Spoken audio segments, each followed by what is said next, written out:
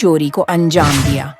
उसने बलवंत की तिजोरी से करोड़ों की संपत्ति चुरा ली और फिर उसे गरीबों के बीच बांटने का वादा किया। चोरी के बाद अर्जुन ने एक खुफिया संदेश छोड़ा जिसमें उसने वीरेंद्र को चुनौती दी। इस बार वीरेंद्र ने ठान लिया कि वह अर्जुन को किसी भी हालत में पकड़कर रहेगा। उसने अर्जुन की हरकतों पर गहरी नजर रखनी शुरू की। एक दिन वीरेंद्र ने अर्जुन को एक गुप्त जगह पर घेर लिया। दोनों के बीच एक लंबा और कड़ा संघर्ष हुआ। तुम जैसे पुलिस वाले भ्रष्ट लोगों की रक्षा करते हो। मैं चोर हूं, लेकिन मैं जनता की मदद करता हूं। वीरेंद्र ने जवाब दिया। तुम्हारे इरादे चाहे जितने भी अच्छे हों, कानून के खिलाफ काम करने का कोई हक नहीं है। मैं तुम्हें गिरफ्तार करूंगा, क्योंकि यही मेरा धर्म है। अर्जुन को इस बार भागने का कोई रास्ता नहीं मिला और वीरेंद्र ने उसे गिरफ्तार कर लिया। जब अर्जुन को जेल में रखा गया, तब वीरेंद्र को पता चला कि अर्जुन का असली मकसद सिर्फ चोरी करना नहीं था। अर्जुन ने जो पैसे और दौलत चुराई थी, उसका बड़ा हिस्सा वह गरीबों की मदद के लिए इस्तेमाल करता था।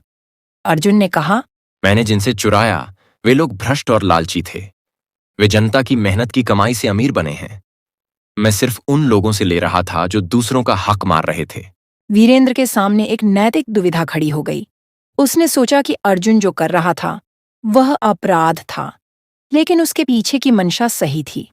वीरेंद्र को यह समझ में आने लगा कि कानून की सीमाएं भी कभी-कभी नैतिकता की सही दिशा नहीं दिखा पाती।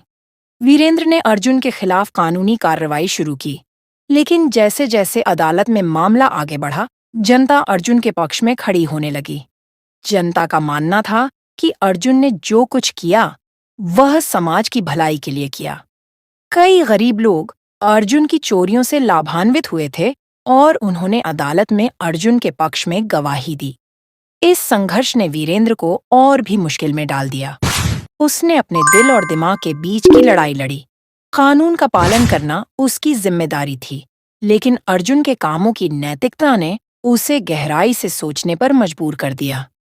आखिरकार अर्जुन को सजा सुनाई गई, लेकिन अदालत ने उसकी मंशा को देखते हुए सजा कम कर दी। वीरेंद्र ने अर्जुन से आखिरी बार मुलाकात की और कहा, तुम्हारा रास्ता गलत था, लेकिन तुम्हारी मंशा सही थी। अब तुम्हारे जैसे लोगों की जरूरत है जो समाज में असमानताओं के खिलाफ आवाज उठाएं। अर्जुन ने मुस्कुराते हुए कहा, शायद मैं फिर कभी कानून तोड़ने नहीं आऊंगा इंस्पेक्टर, लेकिन समाज की लड़ाई जारी रहेगी। यह कहानी आपको एक ठोस आधार देगी जिसे आप और विस्तारित कर सकते हैं। आप इसमें और भी अधिक संवाद, घटनाएं और चरित्रों की गहराई जोड़ सकते हैं।